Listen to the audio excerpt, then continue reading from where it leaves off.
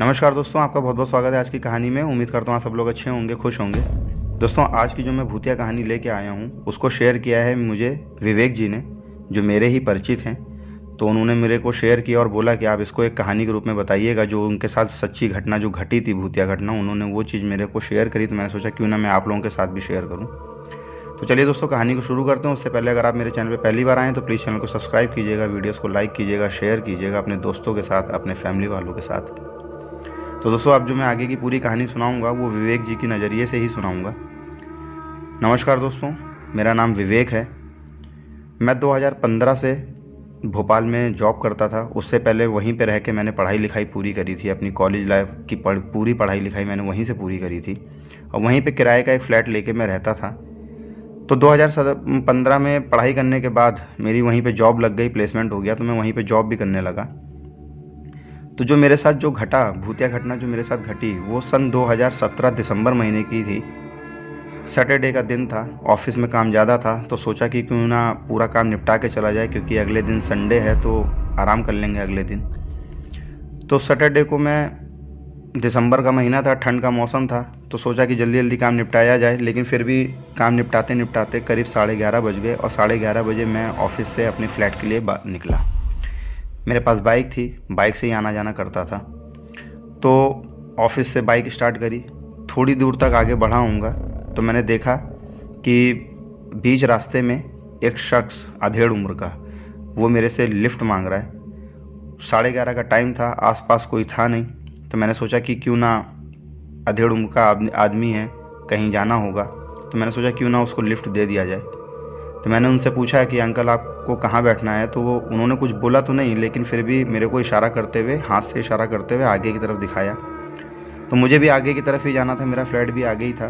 तो मैंने बोला कि ठीक है अंकल, आप बैठ जाइए और जहाँ आपको जाना होगा तो आप मुझे बता दीजिएगा, तो मैं आपको छोड़ दूँगा। खैर, वो पीछे बैठ गए मेरी बाइक के पीछे, और मैं फिर से चल दिया अपनी फ़्लैट की तरफ। थोड़ी दूर जाने के बाद मैंने फिर से उन अंकल से पूछा कि अंकल कहाँ जाना है आपको, आपका घर कहाँ पे है। तो उन्होंने फिर से कोई जवाब नहीं दिया, लेकिन हाथ का इशारे से करते हुए मेरे को आगे की तरफ चलने को बोला। तो मेरा फ्लैट भी अब थोड़ी दूर में ही था, तो मैंने सोचा कि ठीक है, जब अगर फ्लैट के आगे होगा तो मैं उनको अपने फ्लैट के पास उतार दूंगा, उससे वहाँ से वो चले जाएंगे।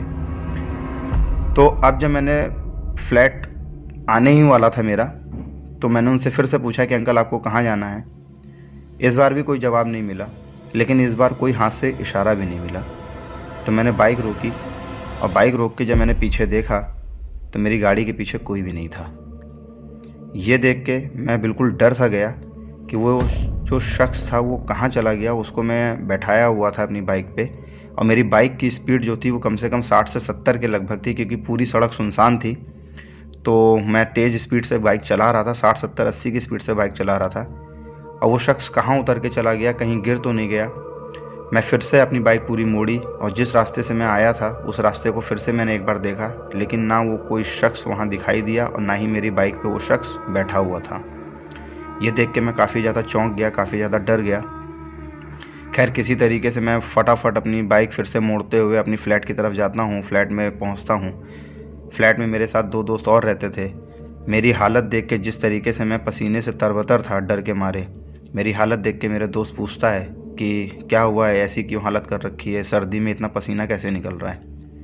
मैंने उसको बताया पूरी कहानी उस आदमी की, और उस आदमी की कहानी सुनने के बाद मेरे दोस्त के मुंह से सिर्फ एक ही चीज़ निकली, वो ये कि फटाफट से नहा के पूजा पाठ कर ले, ताकि तेरे साथ कुछ गलत ना हो जाए, और उसके बाद मैं तुझे पूरी बात बताता हूँ। इतना कह के मेरे दोस्त ने बोला मेरे को, तो मैं तुरंत नहाने गया। नहाने के बाद हनुमान जी की, बजरंग बली की पूजा करी, और पूजा करने के बाद जब मैं फिर से अपने रूम में आया तो मेरे दोस्त ने जो मुझे बताया, उसके बाद सुनने के बाद मैं मतलब डर से इतना भयभीत हो गया था, और उस पल को सोचने लगा था जब मैंने उस शख्स को अपनी बाइक में बैठाया था। मेरे दोस्त ने जो मेरे को कहा वो ये कि जिस रास्ते से तू आता है उसी रास्ते से मैं भी आता हूँ, और जो आज तेरे साथ हुआ है वही मेरे साथ भी 1 से 2 बार हो चुका है। एक ऐसा शख्स जो खाकी वर्दी पहन के लिफ्ट मांगता है, और लिफ्ट मांगने के दरमियान ना वो कुछ बोलता है और ना वो कुछ कहता है, बस इशारे से आगे चलने की तरफ बोलता है और जैसे ही तुम्हारी मंजिल आने वाली होगी वैसे ही तुम्हारी बाइक के पीछे से वो आदमी गायब हो जाएगा। ऐसा मतलब मेरे उस दोस्त के साथ भी हुआ था। ये सुनने के बाद, क्योंकि मैंने उसको कुछ भी ऐसा नहीं बताया था कि नहीं उसने खाकी वर्दी पहन रखी थी कि ऐसा, बस मैंने वो पूरी घटना सिर्फ बताई थी। ये सुनने के बाद मेरा दिल बिल्कुल बेचैन हो चुका था और किसी तरीके से खाना पीना खा के लेटा। रात के समय पे जब जब मुझे नींद आए तो ऐसा लगे कि मेरा पूरा शरीर भारी है और मेरे बेड के चारों तरफ कोई मतलब शख्स घूम रहा है और घूमने के साथ साथ मुझे तिरछी निगाहों से घूर भी रहा है। ऐसा मुझे फील हो रहा था। उस रात पूरी तरीके से मैं सो नहीं पाया और मुझे पूरी रात यही लगता रहा, जैसे ही मैं आंखें बंद करूं तो मुझे ऐसा लगे कि मेरे बेड की चारों तरफ कोई घूम रहा है और घूमते हुए मुझे घूर रहा है।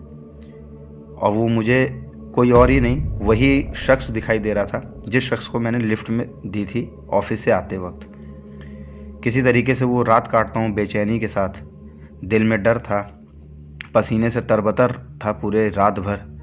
सर्दी के, दिसंबर जैसी सर्दी के महीने में मैं पसीने से बिल्कुल लथपथ था। यहाँ तक कि कई बार तो मैं रात में उठ के बैठ जा रहा था। इस तरीके से मेरे साथ वो पूरी रात बीती। और अगले दिन मैं फिर से मतलब बाथरूम गया नहाने के लिए और नहाने के उपरांत जैसे ही मैंने अपनी पीठ पे साबुन लगाया तो मेरा पीठ जो है पूरी बुरी तरीके से जलन हो रही थी मेरी पीठ पे। और जब मैंने शीशे की तरफ करके अपनी पीठ को देखा तो देखा कि नाखूनों के निशान थे, जैसे कि किसी ने मेरी पीठ पे नाखूनों के निशान बना रखे थे। काफ़ी सारे नाखूनों से मेरी पीठ को नोचा गया हो, इस तरीके से मेरे पीठ में निशान बने हुए थे। ये देखने के बाद मैं बिल्कुल अपने होशो हवासों में नहीं था और बार बार मैं उसी शख्स के बारे में सोच रहा था। मेरे दिमाग में, जहन में, दिल में वही शख्स चल रहा था, वही शख्स घूम रहा था कि आखिरकार वो शख्स था कौन और वो शख्स कैसे गायब हो गया। खैर, किसी तरीके से मैं नहाता हूँ। नहाने वहाने के बाद फिर मैं मंदिर जाता हूँ। अगले दिन संडे था। मंदिर जाता हूँ। मंदिर जाने के बाद हनुमान जी की, बजरंगबली की फिर से पूजा करता हूँ। पूजा करने के बाद मैं फिर से फ्लैट पे आता हूँ। बेचैनी के मारे मुझे ना, मैं सुकून में नहीं था और मेरी हालत देखकर मेरा दोस्त फिर मुझे एक पंडित जी के पास लेके जाता है। जाने माने पंडित जी वहाँ भोपाल में जो थे वहाँ लेके जाता है। वो मेरे को कुछ भभूत जैसा कुछ देते हैं।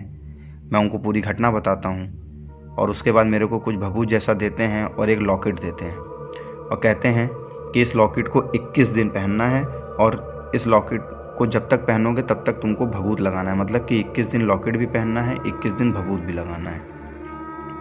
खैर, ये नुस्खा अपनाने के बाद मेरे मतलब बेचैनी धीरे धीरे ख़त्म होने लग गई थी। मेरे जहन से वो शख्स दूर चला जा रहा था और धीरे धीरे 21 दिन बीत जाते हैं। 21 दिनों के बाद मैं बिल्कुल नॉर्मल हो चुका था। लेकिन आज भी मैं जब उस शख्स के बारे में सोचता हूँ तो मेरे मन में यही चीज़ आती है कि आखिरकार वो शख्स था कौन और वो शख्स कहाँ से आया था और वो शख्स चाहता क्या था। और क्या मेरे दोस्त ने भी वही चीज़ जो मेरे साथ घटी थी और वही चीज़ मेरे दोस्त के साथ भी घटी थी, तो क्या मेरे दोस्त को भी ये सब प्रॉब्लम हुई थी, ये मुझे नहीं पता है और मैं जानना भी नहीं चाहता हूँ। ना ही मैंने उसके साथ कभी डिस्कस किया, क्योंकि मैं उस वारदात के बाद, उस घटना के बाद काफ़ी ज़्यादा डरा हुआ था। तो ये थी दोस्तों एक ऐसी भूतिया कहानी जो मेरे साथ रियलिटी में घटी और आज भी कभी कभी जब मैं सोचता हूँ तो डर के मारे कांप सा जाता हूँ, सहम सा जाता हूँ, क्योंकि आज तक मेरे साथ कभी ऐसा हुआ नहीं। और अगर आप लोगों के साथ भी कभी ऐसा कभी कुछ होगा तो शायद से जैसे मेरी हालत हुई थी वैसे ही शायद से आपकी भी हालत होगी। क्योंकि ये जो पैरानॉर्मल चीज़ें होती हैं, भूत प्रेत आत्माएं होती हैं, ये जब भी आपके सामने आएंगी तो आप लोगों के भी एक तरीके से रोंगटे खड़े हो जाएंगे, रूह कांप जाएगी, क्योंकि ये चीज़ ही ऐसी होती है, ये नेगेटिवनेस लेके ही आएगी आपके शरीर में। तो ये थी दोस्तों ऐसी कहानी जो मेरे साथ घटी, तो सोचा आप लोगों के साथ शेयर करूं। अगर कहानी अच्छी लगी होगी तो प्लीज़ चैनल को सब्सक्राइब कीजिएगा, वीडियोस को लाइक कीजिएगा, शेयर कीजिएगा अपने दोस्तों के साथ, फैमिली वालों के साथ। तब तक के लिए धन्यवाद।